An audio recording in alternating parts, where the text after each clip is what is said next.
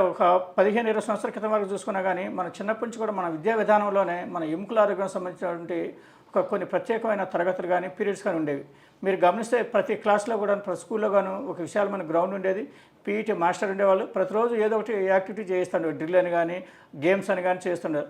అలాగే మన స్కూల్ నుంచి ఇంటికొచ్చిన తర్వాత మనందరం పిల్లలందరూ కలిసి సాయంత్రం అంతా గూడాను ఆడుకుంటూ ఉండేవారు. మేము కూడా చిన్నప్పుడు అట్లా జరుగుతూ ఉండేది. కానీ ఈ మారిన విధానంలో మనకి ఆ గ్రౌండ్ అనేది కుసించుకుపోవటం, అలాగే విద్యా విధానంలో కూడాను ఈ గేమ్స్‌కి, ఆటలకి ప్రాధాన్యత తగ్గిపోవటం, పీటీ మాస్టర్లు అనేవారు లేకపోవడం వల్ల మనందరూ కూడాను యాంత్రికమైన జీవితం అనేది ఏర్పడిపోయింది. సో, ఇట్లా ప్రతిరోజు రోజంతా ఎక్కువసేపు కూర్చోవడం వల్ల ఎముకల్లో పటుత్వం తగ్గిపోయి ఈ కొత్త కొత్త ఆరోగ్య సమస్యలకి దారితీస్తూ ఉన్నాయి. దాంతోపాటు జీవనశైలితో పాటు మన ఆహారపు అలవాట్లు కూడా బాగా మారిపోయినాయి. చిన్నప్పుడు మనం బాగా కష్టపడేవాళ్ళం, దానికి తగ్గట్టు మంచి ఆహారం తీసుకునేవాళ్ళం. ఈ రోజంతా కూడాను వెస్టర్నైజేషన్ అయిపోయి జంక్ ఫుడ్ ఎక్కువ వస్తూ ఉన్నాయి. దీనివల్ల కూడాను మన ఆరోగ్యం మీద దుష్ప్రభావం చూపిస్తూ ఉన్నాయి. ఇవన్నీ కలిసి ఎముకల్లోనే డొల్లతనాన్ని కలిగిస్తూ ఉన్నాయి. ఇది నా దృష్టిలో ఒక ముఖ్యమైన కారణంగా నేను చెప్పుకుంటూ ఉన్నాను.